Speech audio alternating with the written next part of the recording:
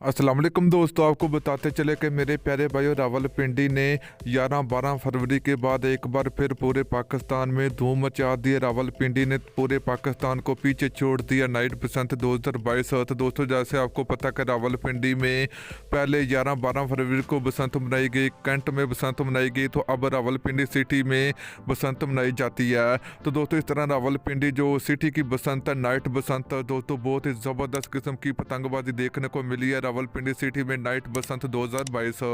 तो वीडियो के अंदर आपको मुकम्मल आप लोगों को तफसील आप लोगों को मिलेगी, तो वीडियो को लाजमी अंत तक देखें। तो दोस्तों, पूरे पाकिस्तान में पाबंदी के बावजूद रावलपिंडी ने जो कि कानून की धज्जियां उड़ा दी। दोस्तों, क्या ज़बरदस्त किस्म की पतंगबाजी देखने को मिली है पाबंदी के बावजूद पूरे पाकिस्तान में।